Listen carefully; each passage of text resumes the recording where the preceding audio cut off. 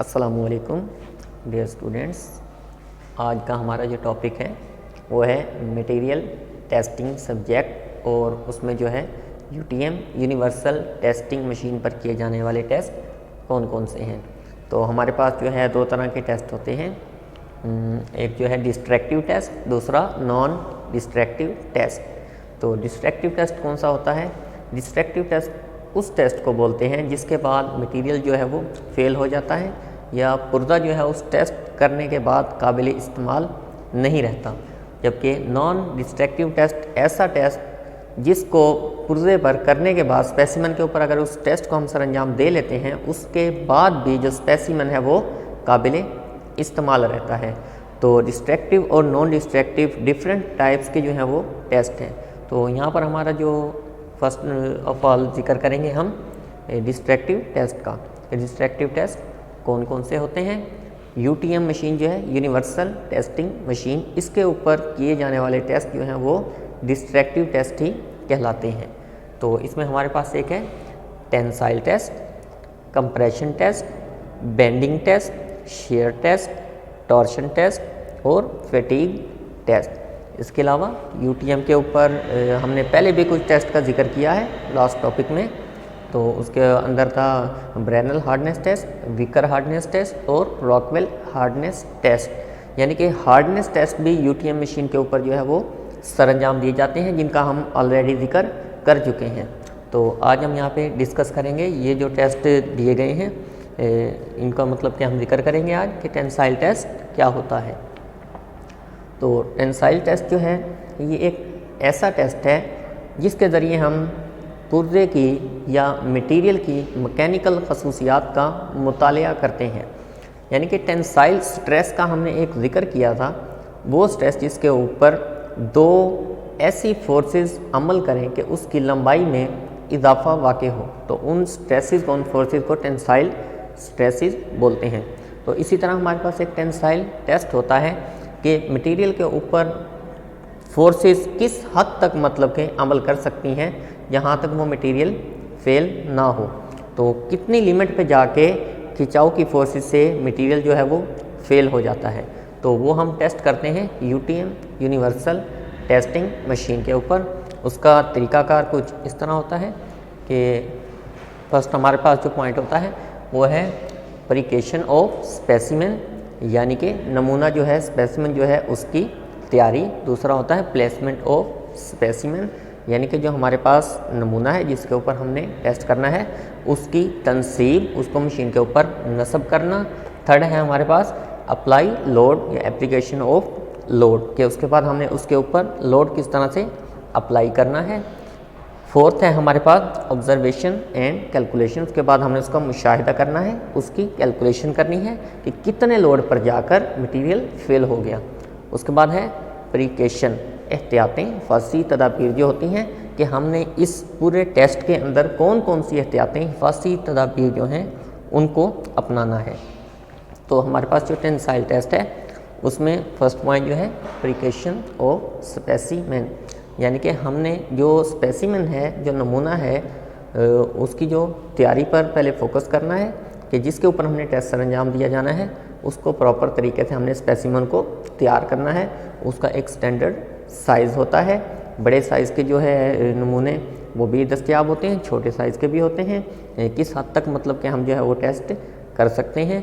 तो इसके ऊपर हमारे पास फॉर एग्ज़ाम्पल एक मुस्ततील शेप का अगर नमूना है, हमने प्रॉपर तरीके से वो तैयार कर लिया, जिसको हमने यूटीएम के अंदर एडजस्ट करके उसके ऊपर टेस्ट जो है उसको सरअंजाम देना है। उसके बाद हमने उसकी जो गेज लेंथ है उसको मुकर्रर कर लिया, यानी कि यूटीएम के ऊपर जो है दोनों जाज के दरमियान हम इसको यहाँ से क्लैंप कर लेंगे, और ये हमारी असल गेज लेंथ है जिसके ऊपर टेंसाइल फोर्सेस अमल करेंगी। तो इसको हम एक गेज लेंथ बोल सकते हैं, इसको गेज के ज़रिए मुकर्रर कर लेंगे पहले। इसके बाद है प्लेसमेंट ऑफ स्पेसिमेन, यानी कि नमूने की जो तनसीब। हम अब इस नमूने को यूटीएम यूनिवर्सल टेस्टिंग मशीन जो है उसके अंदर नस्ब करेंगे, उसके दोनों जाज के दरमियान इसको हम क्लैंप कर लेंगे। तो इसको हम बोलेंगे नमूने की तनसीब। इसको क्लैंप करने के बाद हम जो है एक्सटेंसोमीटर, लंबाई में कमी या ज़्यादती को मेजर करने के लिए एक्सटेंसोमीटर इस्तेमाल किया जाता है।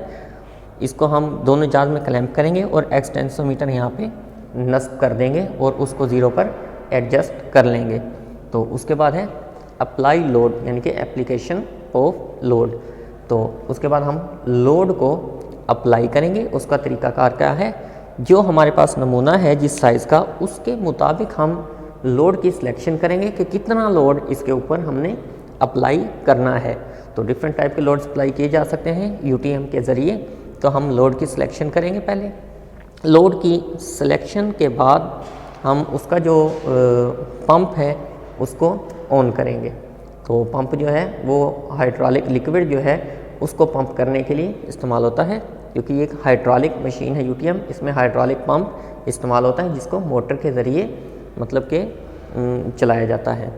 तो पंप को ऑन करने के बाद हम जो है वाल्व, ऑयल वाल्व जो है हम उसको ऑन करेंगे, जिससे हमारा ऑयल प्रेशर जो है आगे ट्रांसफ़र होगा, जिसके ज़रिए हाइड्रोलिक जैक जो है वो अपनी वर्किंग करेगा। तो इस तरह हमने लोड जो है उसको अप्लाई कर दिया। ऐसा ऐसा लोड को बढ़ाते चले गए। जो ऑयल वाल है उसको ऑन कर दिया और दोनों जहाज जो हैं हमारे जो क्रॉस हेड्स हैं वो हरकत करेंगे, ऐसा ऐसा ऊपर को चलते चले जाएंगे। स्पेसिमेन की लेंथ जो उसमें ऐसा ऐसा इजाफा होता चला जाएगा। एक पॉइंट ऐसा भी, और वक्तन फ़वक्तन हम जो है रीडिंग को जो है एक्सटेंसोमीटर पर नोट करते चले जाएंगे। एक मकाम ऐसा आएगा जहाँ पे कुछ वक्फे के लिए लोड थोड़ा सा ठहरेगा, जो डायल पर रीडिंग जो है वो ठहरेगी, तो उसको हम यील्ड पॉइंट बोलेंगे। उस मकाम पर जाके एक्सटेंसोमीटर को हम इससे उतार लेंगे। उसके बाद मज़ीद लोड को अप्लाई करेंगे और जैसे ही अप्लाई करेंगे यील्ड पॉइंट के बाद जाके किसी पॉइंट पर ये पुर्जा जो है ये क्रैक हो जाएगा। तो जब ये पुर्जा जो है ये क्रैक हो जाएगा तो उसके बाद फिर हम उसकी ऑब्जर्वेशन एंड कैलकुलेशन करेंगे। इसको पुर्जे को यूटीएम से अलहदा करेंगे और ये दो हिस्सों में जो डिवाइड हुआ होगा हमारा पुर्जा, ये पुर्जा नॉर्मली जो है इस शेप का इस्तेमाल होता है। तो ये जब अलहदा हो जाएगा तो ये हमारे पास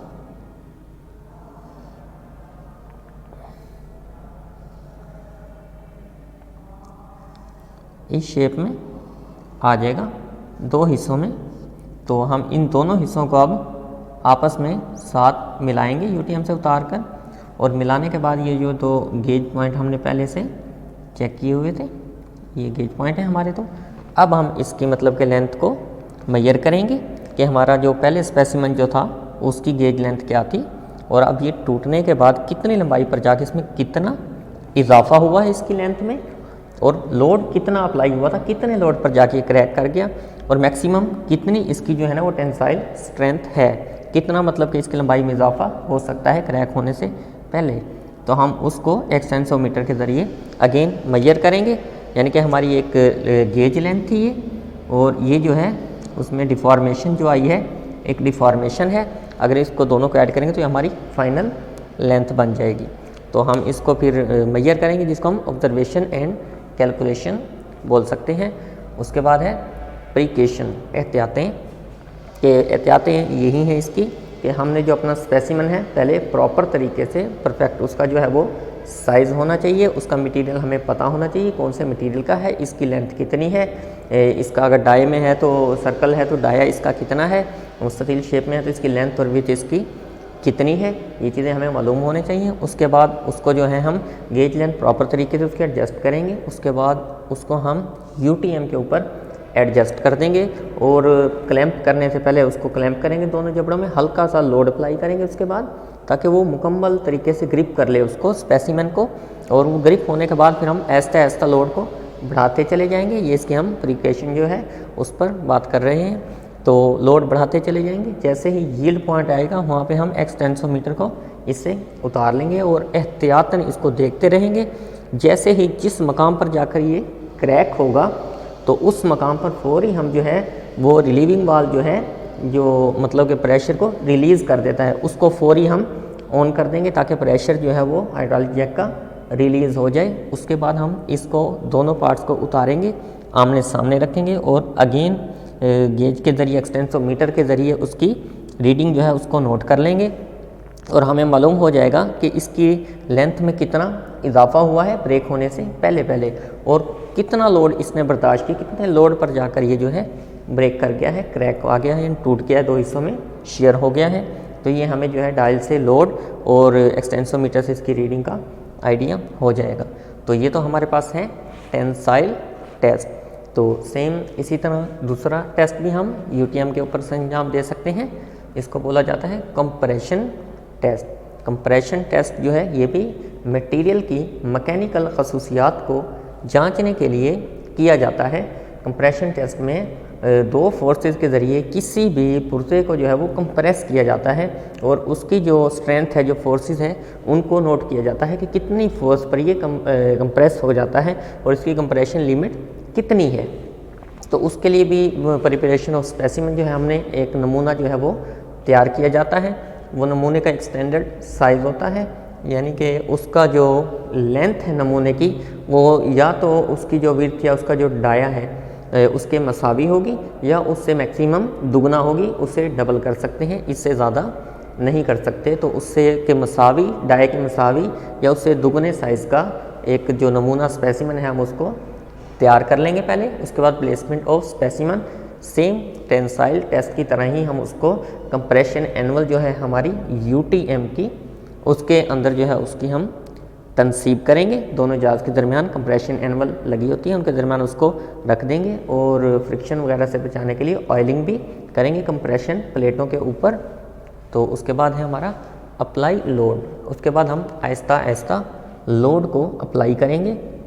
तो लोड जो अप्लाई होगा उसके ऊपर, तो उस लोड की मदद से उसका जो है डाया वो बढ़ता चला जाएगा और लेंथ उसकी कम होती चली जाएगी।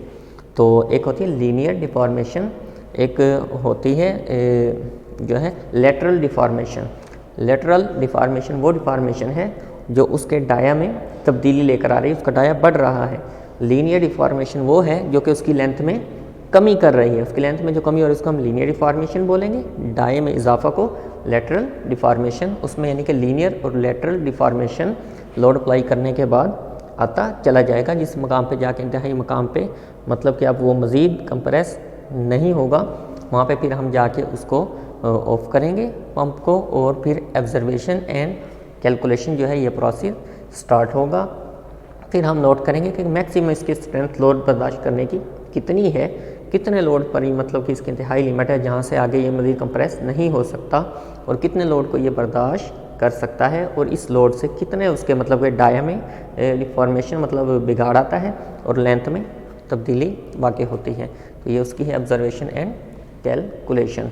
उसके बाद है उसकी प्रीकेशन। प्रीकेशन जो है उसमें यही एहतियातें हैं जो हमने टेंसाइल टेस्ट में मतलब कि डिस्कस की हैं कि उसके नमूने की जो तैयारी है उसमें हमें फोकस करना होगा कि साइज़ में दो बदल ना हो जाए, परफेक्ट साइज़ होना चाहिए। या तो उसका जो डाया है वो लेंथ उसके मसावी होगी या उसकी जो लेंथ है उसके डाया से दुगनी होगी, इससे ज़्यादा नहीं होनी चाहिए। मटेरियल का भी हमें पता होना चाहिए। फिर उसको प्रॉपर तरीके से उसकी तनसीब करेंगे कंप्रेशन एनुअल के दरमियान, आइलिंग वगैरह चेक करेंगे, उसकी जो फ्रिक्शन वगैरह को कंट्रोल करने के लिए कि आइलिंग वगैरह की हुई है। उसके बाद पंप को हम ऑन करेंगे और जो ऑयल वाल है उसको भी ऑन कर देंगे। ऐसा ऐसा लोड उसके ऊपर अप्लाई होगा।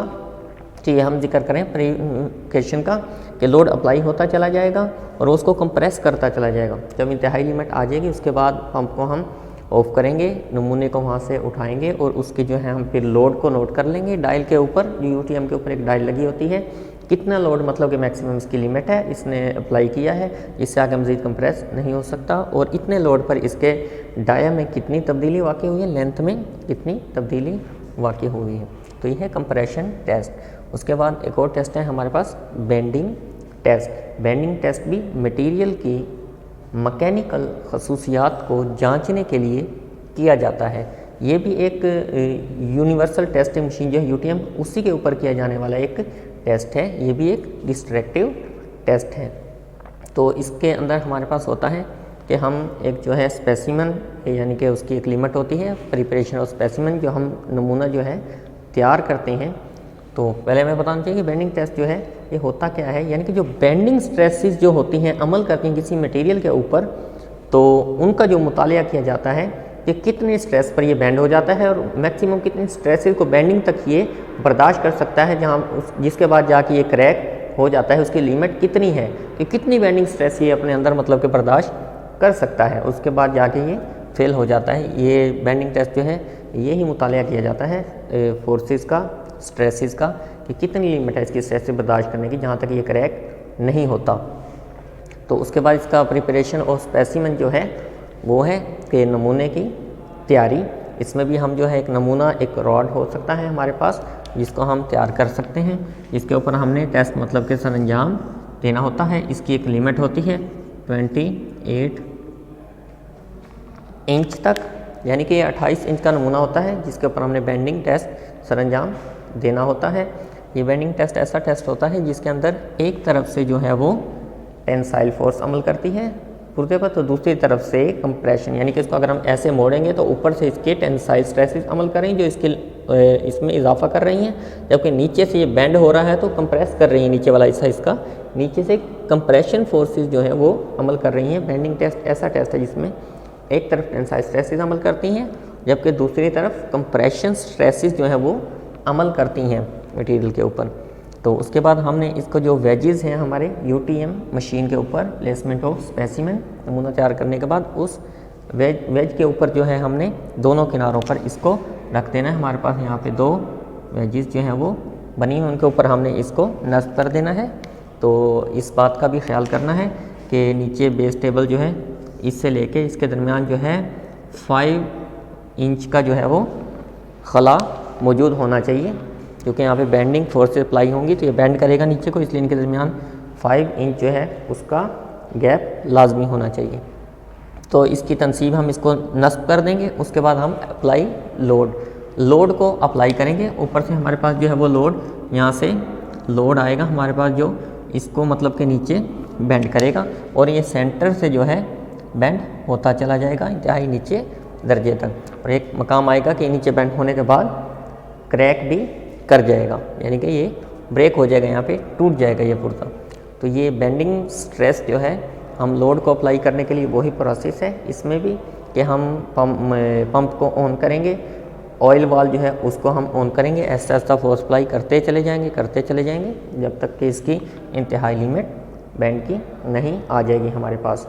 तो उसके बाद फिर जैसे ही मतलब कि ये क्रैक होने लगेगा तो उस मकाम पे हम जो हमारे पास रिलीज़ करने के लिए ऑयल को, रिलीविंग वाल्व जो है उसको हम ऑन कर देंगे, जिससे प्रेशर रिलीज़ हो जाएगा और हम इसको क्रॉस साइड को अगेन ऊपर ले जाएंगे। उसके बाद है हमारी ऑब्जर्वेशन एंड कैलकुलेशन। तो हम उसके बाद ऑब्जर्वेशन एंड कैलकुलेशन में लोड को नोट करेंगे, कितना लोड अप्लाई हुआ था इसकी इंतहाई लिमिट तक, जहाँ पर जाके ये क्रैक हुआ है, जहाँ तक ये लोड को फोर्सेस की जो मतलब के बर्दाश्त कर सकता है स्पेसिमेन, वहाँ से वो नोट कर लेंगे। और इसका हम देखेंगे कि मतलब कि इसके साइज़ में कितनी कमी जाती हुई है। एक तरफ से कंप्रेस, दूसरी तरफ से टेंसाइल फोर्सेस अमल की हैं, तो कितना मतलब कि इसमें डिफॉर्मेशन जो है वो आई है। प्रिकॉशन उसकी जो है वो यही है कि नमूना जो है हमें साइज़ उसका परफेक्ट पता होना चाहिए, उसके और बेस टेबल के दरमियान कम से कम 5 इंच का जो है वो गैप होना चाहिए। उसको जो क्लैंप प्रॉपर तरीके से किया जाए, उसको आहिस्ता आहिस्ता से लोड अप्लाई किया जाए। जैसे ही मतलब क्रैक होने के पास आए तो फौरी से जो है वो रिलीविंग वाल्व जो है उसको हम खोल दें ताकि प्रेशर जो है वो रिलीज़ हो जाए अगेन। तो ये इसकी प्रिकॉशन है। जो इसके बाद हम जिक्र अब करेंगे बेंडिंग टेस्ट के बाद शियर टेस्ट। ये शियर टेस्ट कौन सा होता है? शियर नाम से ही जाहिर है कि किसी पुर्जे को अगर 2 हिस्सों में शेयर करना है, हमारे पास एक ये स्पेसिमेन एक पुर्जा है, इसको अगर हमने 2 हिस्सों में शेयर करना है तो हमारे पास कोई मतलब के फोर्सेस होंगी जो इसको शेयर करेंगी। एक इधर से फोर्सेस अप्लाई होगी तो दूसरी फोर्सेस जो है वो यहाँ से अप्लाई होगी, जो कि इस पुर्जे को यहाँ से 2 हिस्सों में जो है वो शेयर कर देगी। तो शेयर फोर्सेस भी जो है मशीनों में अक्सर पार्ट्स के ऊपर अप्लाई हो रही होती हैं। तो शेयर वाली जगह पे जो हमने पार्ट्स इस्तेमाल करने होते हैं, उस मटेरियल का, उस पुर्जे का, स्पेसिमेन का पहले हम शेयर टेस्ट जो है वो ज़रूर करते हैं कि ये कितने मतलब के लोड पे जाके शेयर हो जाएगा। तो उसके लिए हमारे पास जो है शेयरिंग टेस्ट यूटीएम के ऊपर एक तरीकाकार है सरंजाम देने का। हम उस यूटीएम के ऊपर एक स्पेसिमेन तैयार करके उसके ऊपर शेयर टेस्ट कर लेते हैं और लोड उसका मालूम कर लेते हैं कितने लोड पर जाके ये शेयर हो जाएगा मटेरियल। तो उसके लिए भी प्रिपरेशन ऑफ स्पेसिमेन जो है, नमूने की जो एक तैयारी है हमारे पास, हम एक प्रॉपर साइज़ का एक नमूना जो है उसको तैयार करते हैं।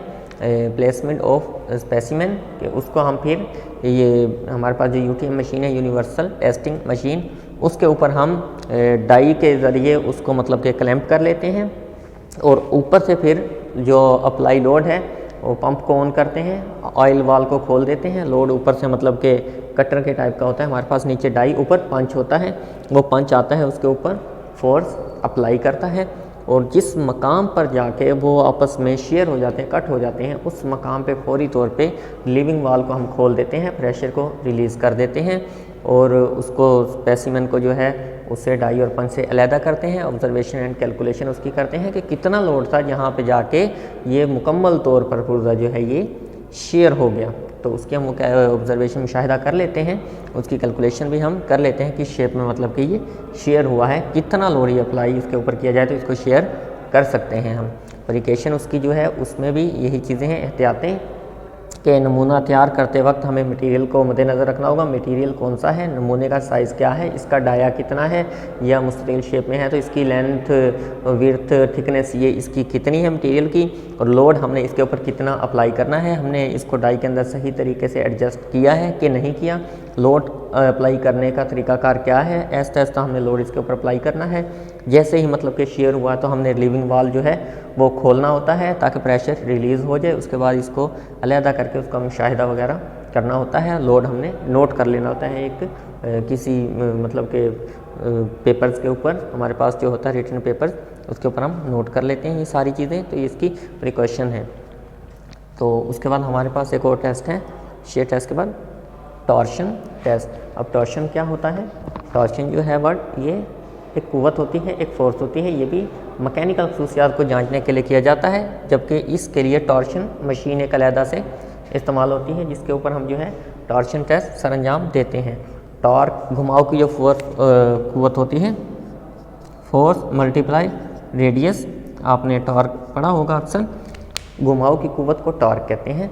जब टॉर्क, घुमाव की कुव्वत जो है वो किसी शाफ्ट के ऊपर असरअंदाज होती है, यानी कि जो टॉर्क है इसको मुंतकिल करने के ज़रिए हमारे पास गियर हैं, हमारे पास चेन है, हमारे पास जो है शाफ्ट है, ज़्यादातर इस्तेमाल होती है एक शाफ्ट, इसके ज़रिए हम घुमाव की कुव्वत जो है उसको मुंतकिल करते हैं। अभी घुमाव की कुव्वत अगर हम इस तरफ से इसको घुमा रहे हैं, आगे मशीन के साथ एडजस्ट है जिसको ये चला रही है ये शाफ्ट, तो यहाँ से एक अगर क्लॉकवाइज अगर फोर्स अप्लाई हो रही है तो इस तरफ एंटी क्लॉकवाइज फोर्स अप्लाई हो रही होती है।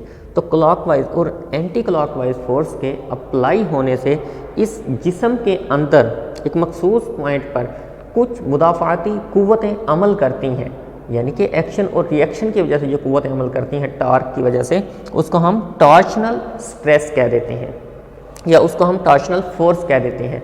टॉर्शनल फोर्स वो होती है जो टॉर्क की वजह से, टॉर्क एंटी क्लॉकवाइज टॉर्क और एंटी क्लॉकवाइज टॉर्क की वजह से उस जिस्म में जो मुदाफ़ाती कुव्वतें पैदा होती हैं उनको हम टॉर्शनल फोर्स कह देते हैं। तो टॉर्शनल फोर्स के लिए टॉर्शनल टेस्ट हमारे पास किया जाता है कि इसके अंदर कितनी फोर्सेज ये पैदा होती हैं और इनकी इंतहाई लिमिट क्या होती है, किस मकाम तक जाके ये उस मटेरियल को जो है फेल कर देती हैं। उसके लिए एक टॉर्शनल मशीन हमारे पास जो है वो इस्तेमाल होती है, जिसके दो हिस्से होते हैं, पावर यूनिट होता है, एक इंडिकेटिंग यूनिट होता है। इंडिकेटिंग यूनिट के ऊपर हमारे पास जो है वो डायल वगैरह लगी होती है जिसके ज़रिए हम जो है लोड वगैरह उसको और आरपीएम रेवोल्यूशन पर मिनट उनको नोट कर लेते हैं और उसके ज़रिए हम जो है वो लोड भी, उसकी रोटेशनल स्पीड जो है आरपीएम, उसको भी कंट्रोल करते हैं। जबकि पावर यूनिट होता है उस तरफ में पावर यूनिट की साइड पे मोटर एक लगी होती है जो कि इसको, और गरारियाँ लगी होती हैं जो कि इसको शाफ्ट को रोटेट करवाती हैं। गरारियों की मदद से इसकी आरपीएम को कम और ज़्यादा किया जा सकता है। ये दो यूनिट होते हैं टॉर्शनल टेस्ट के। तो हम टॉर्शनल टेस्ट जब सरंजाम, इसका भी प्रिपरेशन ऑफ स्पेसिमेन है, नमूने की तैयारी करते हैं। एक हमारे पास रॉड या शाफ्ट होता है जिसके ऊपर हमने टेस्ट करना होता है, उसका डाया, उसकी लेंथ हमें मालूम होनी चाहिए और उसकी जो है आरपीएम हमें मालूम होनी चाहिए। प्लेसमेंट ऑफ स्पेसिमेन, उसको हम उस टॉर्शनल मशीन के अंदर दोनों तरफ से क्लैंप कर देते हैं, एडजस्ट कर देते हैं। एक साइड से वो रोटेट करती है जो कि मोटर करवाती है, दूसरी साइड से जो है वो इस मशीन को चलाना उतनी फोर्सेस उसके ऊपर अप्लाई हो रही होती है, यानी कि जैसे क्लॉकवाइज है इधर से एंटी क्लॉकवाइज होंगी। अब हम लोड को अप्लाई करेंगे, जब वो रोटेट करेगी तो लोड अप्लाई होगी, इसको रोटेट करवाएगी यहाँ से क्लॉकवाइज, तो इस साइड से एंटी क्लॉकवाइज फोर्सेस उसके ऊपर अप्लाई होना शुरू हो गई। तो उसके बाद फिर एक मखसूस लिमिट पे जाके हम उसको स्टॉप कर लेते हैं, जब हमें पता लगता है कि अभी ये टॉर्शनल स्ट्रेस की वजह से मतलब कि ये शेयर होने वाली है शाफ्ट, तो उस मकाम पे जाके हम ऑब्जर्वेशन एंड कैलकुलेशन करते हैं उसकी, यानी कि हम उस मशीन से उसका मुशाहिदा करते हैं कितना आरपीएम थी, कितना मतलब कि इसने रोटेट किया है, और इसकी नंबर ऑफ स्पीड क्या थी, कितना फोर्स मतलब कि इसके ऊपर अप्लाई हुई है, मतलब कितने आरपीएम पे जाके ये एक शाफ्ट जो है वो क्रैक हो सकती है टॉर्शनल फोर्सेस की वजह से। तो हम उसको मुशाहिदे से सारा मशीन से रीडिंग वगैरह नोट कर लेते हैं, हमें आइडिया हो जाता है कि इसका डाया इतना था, तो ये इतने मतलब के फोर्सेस को बर्दाश्त कर सकती है, टॉर्शनल फोर्सेस को एक शाफ्ट जो है, अगर उसका डाया इतना हो जाए तो उसकी फिर इतनी टॉर्शनल फोर्सेस होंगी, उसकी जो लिमिट है। तो उसके बाद प्रिकॉशन इसकी हिफाजती तदाबीर हैं, नमूने का जो है वो साइज़ वगैरह हमने मतलब कि एहतियातन ख्याल करना है कि इसके साइज़ में कोई कमी बेशी ना हो, उसका साइज़ परफेक्ट होना चाहिए, प्रॉपर तरीके से उसकी तनसीब होनी चाहिए मशीन के अंदर, और रीडिंग को मुसलसल नोट करते चले जाएं। जैसे ही लोड अप्लाई हो रहा है, जिस मुकाम पे पता लगे बिल्कुल क्रैक हो गया, फौरी तौर पे मशीन को ऑफ़ करें, लीविंग वाल्व को खोलें, प्रेशर को मतलब कि उसमें भी ख़त्म रिलीज़ कर दें, उसके बाद उसको उतारें और उसकी मतलब कंडीशन देखें कि ये क्रैक कर गया है, कितना लोड था, कितने लोड पे इसकी कंडीशन क्या हुई है। तो ये इसकी एक प्रिकॉशन है। उसके बाद है हमारे पास फैटीग टेस्ट। तो ये लास्ट टेस्ट है कि फैटीग टेस्ट कौन सा होता है, इसके लिए भी ये यूटीएम पे सरंजाम नहीं दिया जाता, एक फैटीग मशीन इस्तेमाल होती है। फर्स्ट ऑफ ऑल हमें पता होना चाहिए कि फैटीग क्या होता है, यानी कि फैटीग जो है साइक्लिक लोडिंग, यानी कि लोड कभी बढ़ रहा है कभी कम हो रहा है, यानी कि सिफर से इंतहाई मिकदार तक लोड का बढ़ना फिर सिफर पर आ जाना। जब लोड किसी मटीरियल के ऊपर सिफर से इंतहाई मिकदार तक जाता है फिर अगेन सिफर पर आ जाता है, तो उसको हम कहते हैं एक साइक्लिक लोडिंग, यानी कि वेरिएबल एक लोड है, कभी बढ़ जाता है कभी कम हो जाता है। उस लोड के स्पेसिमन के ऊपर बढ़ने से कम होने से, बढ़ने से कम होने से जो फोर्स अप्लाई हो रही होती है, तो वो फोर्सेस उसके अंदर कुछ ना कुछ स्ट्रेन जो है वो पैदा कर रही होती है, तो वो स्ट्रेन कुछ ना कुछ थोड़ा थोड़ा होते होते जो जमा हो जाता है उसको हम फैटीग कहते हैं। यानी कि उसके अंदर जो ऐसा ऐसा मतलब कि फैटीग लोडिंग की वजह से बिगाड़ पैदा होता चल जाता है, वो बिगाड़ जो है वो जब जमा हो जाता है तो उसको हम स्ट्रेन को जो जमा हो गया स्ट्रेन को हम फैटीग बोलते हैं। तो इसके लिए वो मशीन हमारे पास एक प्रॉपर तरीके से जो है वो हम इस्तेमाल करते होते हैं, जिसके अंदर हम प्रिपरेशन ऑफ स्पेसिमन यानी कि जो नमूना है उसका जब हम तैयार करते हैं, उसकी तैयारी करते हैं कि इसका साइज़ क्या है नमूने का, मटेरियल कौन सा है, फिर प्लेसमेंट ऑफ स्पेसिमन, उसको हम फैटीग मशीन जो है फैटीग मशीन के ऊपर दोनों तरफ से उसको क्लैंप कर देते हैं, और उसके ऊपर मतलब कि नमूना अगर हमने एक मशीन के अंदर यहाँ से क्लैंप कर दिया तो यहाँ पे एक लोड अप्लाई हो रहा होता है जो कि मुसलसल अप्लाई रहता है इस नमूने को बैरिंग के दरमियान, यहाँ से हमने क्लैंप कर दिया तो ये जब रोटेट करता चला जाएगा तो मुसलसल मतलब कि इसके कभी इस साइड पे लोड होगा, फिर रोटेट करेगा इस साइड पे होगा, लोड कभी बढ़ रहा है कभी कम हो रहा है इसकी रोटेशन के दरमियान। तो उसके बाद हम लोड जब अप्लाई करेंगे तो वो लोड कभी कम कभी बढ़ता, कभी कम कभी बढ़ता चला जाएगा।